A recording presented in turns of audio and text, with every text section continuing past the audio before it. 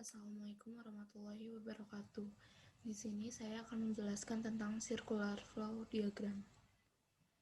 Pengertian: circular flow diagram merupakan diagram yang menggambarkan hubungan timbal balik antara pelaku ekonomi berupa arus melingkar yang membentuk sistem tertentu. Pelaku ekonomi adalah subjek baik perorangan maupun badan organisasi atau pemerintah yang melakukan kegiatan ekonomi, yaitu produksi, konsumsi, dan distribusi. Pasar barang dan jasa. Pasar barang dan jasa adalah pertemuan antara permintaan dan penawaran akan barang dan jasa.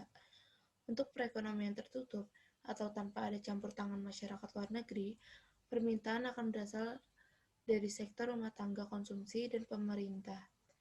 Umumnya merupakan permintaan akan barang dan jasa pada tahap akhir. Penawaran barang dan jasa akan berasal dari sektor perusahaan. Di masa perekonomian yang modern ini, yang memiliki spesialisasi tersendiri, tidak semua perusahaan memproduksi sendiri bahan baku yang dipakai untuk produksi barang dan jasa. Pasar produksi. Pasar ini akan terdiri dari pasar tenaga kerja dan pasar uang atau modal. Pasar tenaga kerja. Pasar tenaga kerja adalah sebuah interaksi antara permintaan dan penawaran tenaga kerja. Dalam perekonomian tertutup, penawaran tenaga kerja akan berasal dari rumah tangga konsumsi, sedangkan permintaan tenaga berasal dari perusahaan dan pemerintah. Sedangkan dalam perekonomian terbuka, permintaan dan penawaran tenaga kerja bisa berasal dari negara lain. Pasar uang atau modal. Pasar uang atau modal adalah sebuah interaksi antara permintaan dan penawaran uang. Hal yang diperjualbelikan dalam pasar uang atau modal bukanlah uang dalam bentuk fisik, tetapi hak dan penggunaan uang. Penawaran uang berasal dari pihak-pihak yang bersedia menunda penggunaan uang baik dalam jangka pendek maupun jangka panjang dan menyerahkan hak guna uang tersebut kepada pihak lain. Contohnya adalah dengan cara ditabung atau didepositokan di bank selama 3 bulan. Sebagai gantinya, individu tersebut mendapat balas jasa berupa pendapatan bunga. Untuk permintaan akan uang, hal tersebut akan berasal dari pihak yang membutuhkan uang dengan berbagai alasan. Dalam usaha memenuhi kebutuhan tersebut, mereka harus bersedia membayar bunga. 4 sektor pelaku kegiatan ekonomi yaitu rumah tangga konsumen atau RTK, rumah tangga produsen atau RTP, rumah tangga pemerintah atau RTG, dan rumah tangga luar negeri atau RTLN. Membahas circular flow diagram.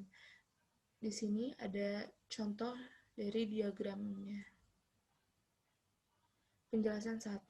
Sektor RTK atau konsumen membeli barang atau jasa dari sektor RTP atau produsen.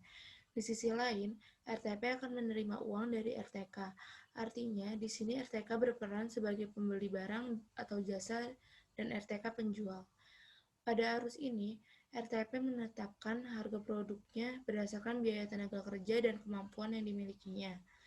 Sementara harga yang muncul di pasar barang ditentukan oleh pertemuan antara permintaan RTK dan penawaran RTP. Transaksi barang dan jasa terjadi di pasar barang atau produk market. Penjelasan 2. Tentunya untuk mendapatkan barang dan jasa, RTK butuh pemasukan dong. Nah, pendapatan yang didapat RTK ini diperoleh dari penjualan faktor produksi yang dia punya. Sektor RTK menawarkan faktor produksi kepada sektor RTP, sebagai gantinya RTP akan memberikan uang. Artinya, di sini RTK berperan sebagai pembeli faktor produksi dan RTP penjual. Harga yang muncul ditentukan oleh pertemuan antara penawaran RTK dan permintaan RTP. Transaksinya dilakukan di pasar barang produksinya. Penjelasan 3. RTG atau pemerintah mendapatkan penghasilan dari pajak dan menggunakannya untuk membeli barang dan jasa dari pasar faktor produksi, pasar barang, dan RTP. Barang dan jasa ini nantinya akan dipakai sebagai bentuk pelayanan kepada masyarakat. Sekian dari saya. Wassalamualaikum warahmatullahi wabarakatuh.